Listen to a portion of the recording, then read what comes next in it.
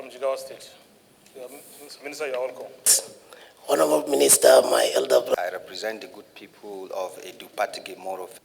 And let me once more say thank you for that. To ask some questions that has to do with Guarenyo Dam, representing the good people of Gomi, Buku, and Felo. Taken over by local governments or state governments, and only those projects that...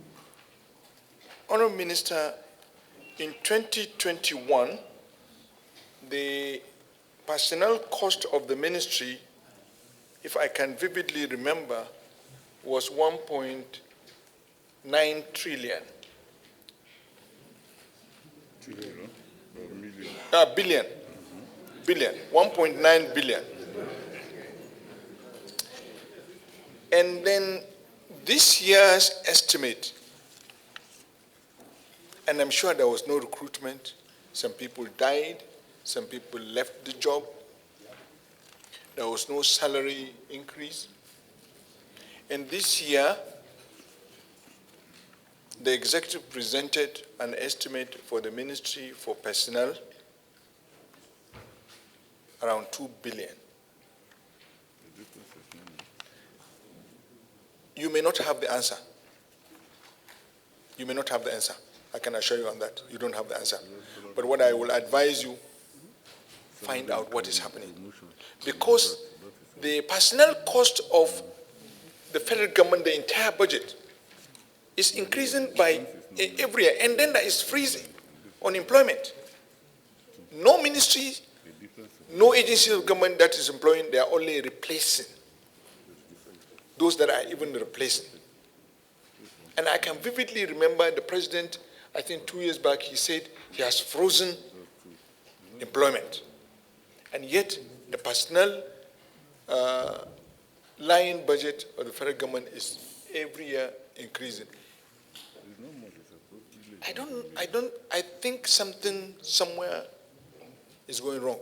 Please, the ministry should check and find out if there is no build-up of ghost workers, not from the ministry, from the Department of IPPS, because this country can be funny. Because this is a question that was raised during our budget discussions. We are concerned by regulations. We cannot adjust the personnel line. But that cannot prevent us from asking questions. How do they come about that figure? Why is the personnel line going up when you are not employing? Some people are dying, some people are losing, are retiring, and then there is no salary increase. So it's a question that please the ministry should check. Unless if the minister can share some information with us. I would like to comment on that. And that's why we have 400 dams today in this country. Many of them are not being put to use. Now the job of the federal government is to provide bulk water. When we build these dams, we expect the state government to come. There are communities there. State government should come and put a treatment plant there. The federal government cannot do everything for everybody. We provided the bulk water. We expect even local entrepreneurs to come and do fish farming there. Put a cage. If you go to Abeokuta, it's foreigners, Indians and Lebanese that are doing cage fish farming and exporting tilapia out of this country. Meanwhile, we are importing tilapia. So the problem is our own problem. It's our own creation.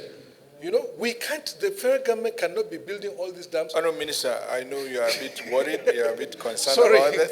You understand? Just okay, take it easy. Thank you very much. Take it easy. You know, but you know,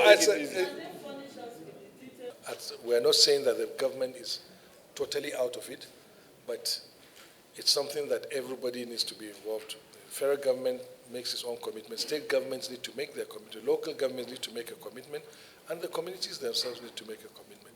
We are trying to avoid the situation where federal government takes the bull by the. We can't afford it. We cannot afford to drive this campaign, all the entire budget to take it.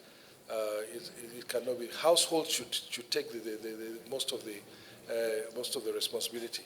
So, but whatever we have, we work with it. Yes, we could do with more, but we're also getting some support from like sanitation and water for all. Not What's the name of this? We pledge to Nigeria, our country.